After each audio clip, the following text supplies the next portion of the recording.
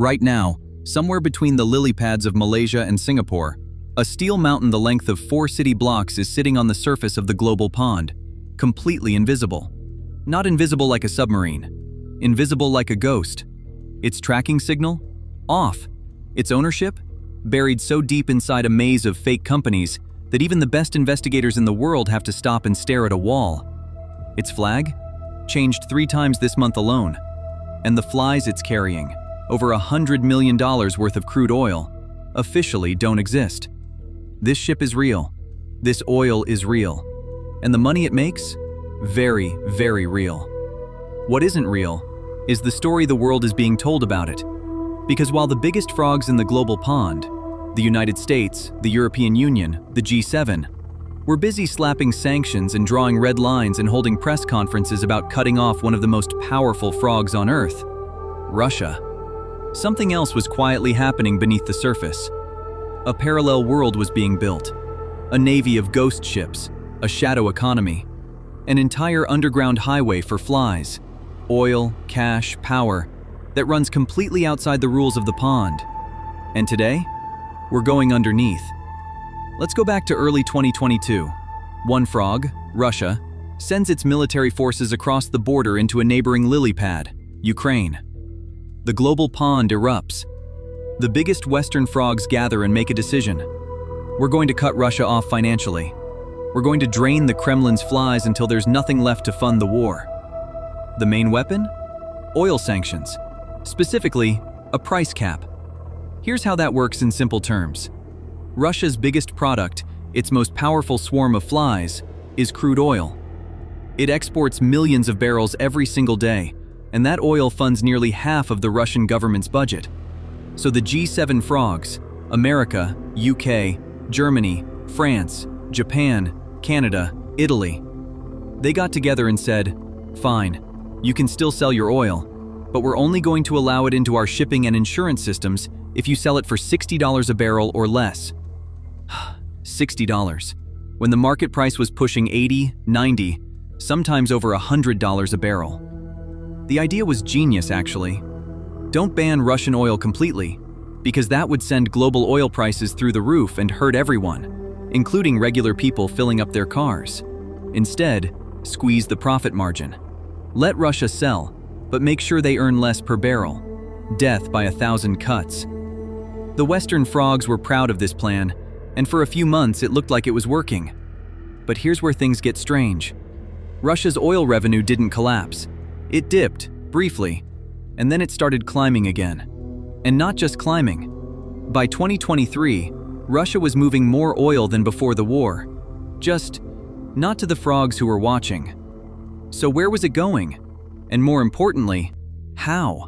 This is where you need to understand something critical about the way the global pond actually runs. There are 2 systems. One you can see, one you can't. The visible system, the one we all hear about, is built on 3 pillars. First, the US dollar. Almost all oil in the world is priced and paid for in dollars. Second, Western shipping insurance, specifically a group of companies called the P&I clubs, mostly based in London, that insure roughly 95% of the world's ocean cargo. Third, Western-controlled financial networks, especially SWIFT, the system that allows banks across the pond to talk to each other and move money. The G7 frogs control all 3 of these pillars, and that control is genuinely powerful. But, and this is the big but, it only works on ships and companies that are playing inside that system. What if you just built a different system? That's exactly what happened. Meet the Shadow Fleet. It started small. Before Russia, frogs like Iran and Venezuela had already been cut off from the visible system due to sanctions.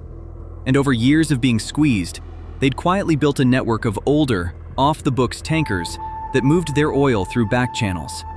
No Western insurance, no dollar payments, no SWIFT, just crude oil, shady middlemen, and cash equivalents moving through countries that don't ask too many questions. When Russia got sanctioned, it didn't start from scratch. It inherited and massively expanded that existing underground network. Here's how the Shadow Fleet actually works, broken into 3 clever layers. Layer 1, the zombies. These are old ships, Tankers that, by any normal standard, should have been retired years ago. They're rusty, they're risky, they're not up to code. Under normal conditions, no serious shipping company would touch them. But after 2022, mysterious buyers, using shell companies registered in places like the Marshall Islands, Palau, Cameroon, started buying these zombie ships at double the market price. Cash deals, no questions asked. Why would anyone overpay for a broken-down old tanker? Because that ship is now a ghost. It's outside the Western insurance system. It doesn't need to follow Western rules. And it can carry Russian oil, flies that the visible system won't touch, to paying customers who are happy to look the other way. Layer 2, the identity game. Every ship in the world is supposed to carry a flag. Not a literal flag, a registration, tied to a specific country. That registration tells you who's responsible for the ship, what rules it has to follow, and who it answers to. Shadow fleet tankers play a different game. A ship might be registered in Panama one month, the next month, Gabon. The month after that, Cameroon or the Comoros Islands. Tiny island lily pads with loose shipping registries that don't ask hard questions and charge very low fees. This is called flag hopping, and it's completely legal in most cases, which makes it almost impossible to track and shut down. On top of that, ownership is deliberately buried. One ship might be owned by a company in Dubai, which is owned by a holding firm in Hong Kong, which is controlled by a trust in the Seychelles, which was registered by a lawyer in Singapore. By the time any investigator reaches the actual human being behind it, months have passed. New layers have been added. The trail has gone cold. Layer 3, the magic trick. This one is the most clever and the most disturbing. It's called a ship-to-ship transfer. Here's the picture. Two giant tankers meet in the open water, far from any coast, far from any cameras. The shadow tanker, carrying sanctioned Russian oil, pulls up alongside a clean tanker, one that is operating inside the visible system. Cargo hoses connect the two ships. The sanctioned oil gets pumped across. Sometimes a small amount of legal oil gets mixed in. And then, when the clean tanker arrives at port and declares its cargo, it's listed as a Malaysian blend or a Singaporean mix. The Russian oil has been laundered, it's been given a new identity, and now it enters the market with no fingerprints. Analysts tracking these transfers in 2023 recorded a 400% increase compared to 2021, not 40%. 400. This isn't small scale. This is a fully functioning parallel oil market. But wait, even if you can move the oil invisibly, how do you get paid without using dollars? Without SWIFT? This is the part nobody is talking about enough. Because the shadow fleet didn't just create a hidden way to move oil. It created a hidden way to move money too. When Russia sells its oil through the shadow network, payment often comes in Chinese yuan, or UAE dirhams, or Indian rupees, settled through non-Western banks in countries that maintain their own separate financial rails. India, one of the largest frogs in the global pond, became Russia's single biggest oil customer almost overnight after the sanctions hit. By 2023, India was importing over 1.5 million barrels of Russian oil per day, paid for in rupees, routed through Indian banks, zero contact with the US dollar. China, same story. Chinese state-linked trading companies absorbed enormous quantities of Russian crude, paid in yuan, settled through Chinese financial systems that have zero exposure to Western pressure. And then there's a particular frog, or more accurately, a particular lily pad, that became the nerve center of this whole operation. We'll come back to that in a moment, because first, you need to understand why this matters beyond just oil. Every barrel of Russian crude that moves through the shadow network and gets paid for in yuan or rupees is a direct attack on something called petrodollar hegemony. That's a complicated phrase. Let me make it simple. For decades, the reason the US dollar has been the most powerful currency in the global pond isn't just because America is strong. It's because oil, the world's most important resource, the flies that keep every economy alive, has always been priced and traded in dollars. Want oil? You need dollars. And if you need dollars, you need to stay connected to the US financial system. That gives America enormous leverage over almost every frog in the pond. The shadow fleet is quietly chipping away at that leverage. Every transaction in yuan, every payment in rupees, every barrel that moves without touching a dollar, it's a tiny crack in the foundation. And tiny cracks, over time, become something much bigger. Now here's the part that should genuinely concern you, because the shadow fleet isn't just an economic story, it's a safety story. A very scary one. Remember those zombie ships? The old, uninsured, off-the-books tankers? They carry hundreds of thousands of tons of crude oil through some of the most sensitive waterways in the global pond, with no insurance, no certified crew, no obligation to follow international maritime safety protocols. In January 2025, a shadow tanker called the Aventon, an aging Russian-linked oil carrier, lost power in the Danish Straits and had to be towed to safety by Danish and Swedish authorities. It was carrying over 100,000 tons of fuel oil. If it had run aground, environmental catastrophe, massive oil spill. In one of the most ecologically sensitive waterways in Europe. That's not a hypothetical. That almost happened. The Danish Straits are one of 3 critical choke points where this story gets extremely tense. The first, the Strait of Hormuz. Roughly 20% of the entire world's oil supply passes through this narrow water corridor between the lily pads of Oman and Iran. It's also one of the most politically volatile areas of the global pond. Shadow fleet tankers pass through here constantly, carrying Iranian and Russian crude. One major incident here, collision, explosion, spill, and global oil prices spike instantly. The second, the Danish Straits, also called the Danish Belts in the Sound. This is the narrow passage between Denmark and Sweden, and between Denmark and Norway, that connects the Baltic Sea to the North Sea. Russia's Baltic oil exports, particularly from ports like Primorsk and Ust-Luga, have to pass through here. The Baltic frogs, Estonia, Latvia, Lithuania, Poland, Denmark, Sweden. They've been watching these shadow tankers sail past their coastlines with increasing alarm. These ships carry no insurance. If one sinks, who pays for the cleanup? Nobody.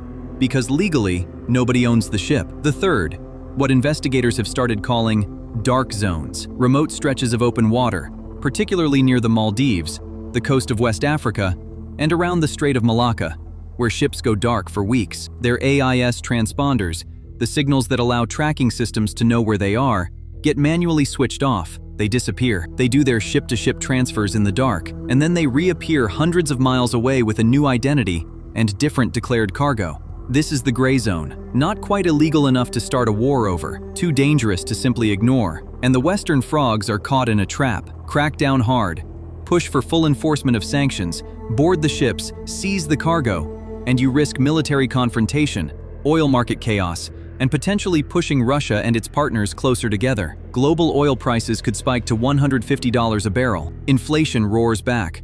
Ordinary people suffer, do nothing, and the shadow fleet grows. Russia keeps funding its war. The petrodollar erodes further. The rules-based order of the pond gets weaker every year. There is no clean answer. And that's exactly how Russia designed it.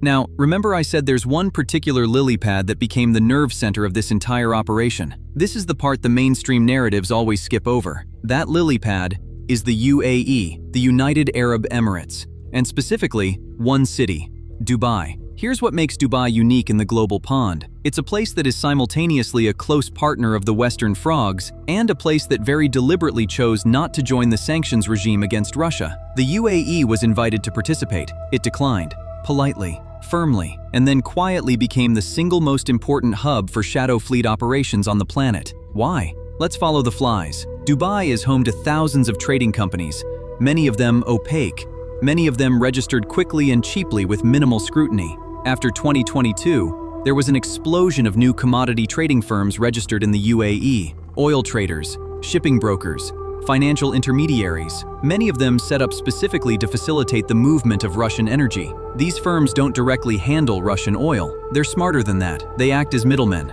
They buy oil from a seller in an undisclosed location. They sell it to a buyer who doesn't ask too many questions. The transaction happens in dirhams, or is cleared through UAE-based banks that are not connected to Western financial enforcement. The paper trail is clean. The actual trail is anything but. The US Treasury has sanctioned individual UAE-based companies. It's issued warnings to UAE banks. It's had high-level diplomatic conversations with Emirati leaders about the situation. And the UAE has responded the way a clever frog responds when a bigger frog starts prodding it. It nods. It agrees to review things. It takes targeted action on specific named companies when absolutely necessary, and then it opens its doors to 100 new ones. Because here's the reality. The UAE is playing a long game. It sees a global pond that is becoming more multipolar, where Western power is not as absolute as it used to be. And it wants to be the neutral ground, the Switzerland of the new era, the place where everyone can do business, regardless of which camp they belong to. That's a smart position. It's also one that makes the shadow fleet significantly harder to dismantle. Step back for a second, because there's a much bigger story underneath all of this. The shadow fleet is not just about Russia. It's not even just about oil.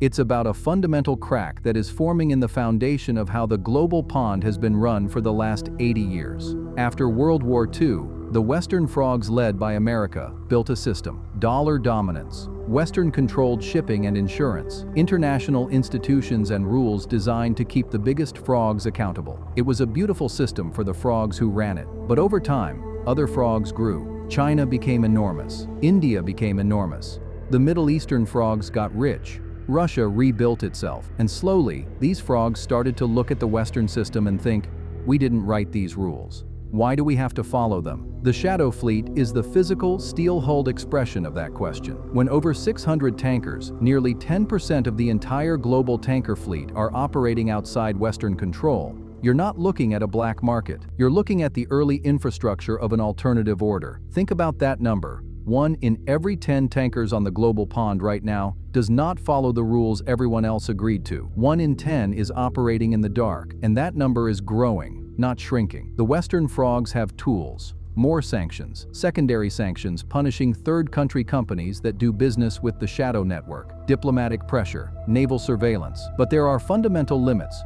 You cannot sanction a ship that technically has no owner. You cannot freeze the assets of a company that exists only on paper in 3 jurisdictions simultaneously. You cannot enforce a price cap on oil that was blended in the middle of the ocean and arrived at port wearing a completely different label. The shadow fleet revealed something that power brokers in Washington and Brussels are still struggling to fully accept. Economic warfare has its own physics. Pressure applied in one place creates release valves somewhere else. Block one route, and 3 new ones appear. Money, as it turns out, is not a rule follower. It's a liquid. It always finds the lowest crack. So where does this go? Here's the honest answer. Nobody knows. And that's what makes this the most important story in the global pond right now. Because we are watching the live birth of a parallel world. 2 systems running simultaneously. One visible, regulated, dollar-denominated, Western-anchored.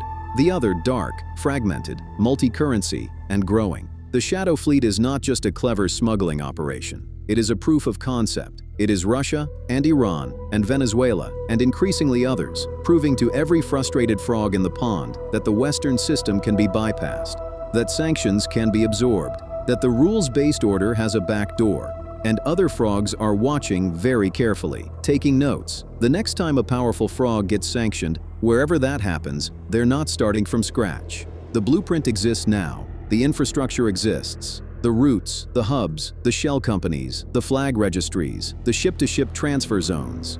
The shadow fleet isn't just helping Russia, it's writing the manual for the next century of geopolitical resistance. The water in the global pond is murky, and it's getting murkier.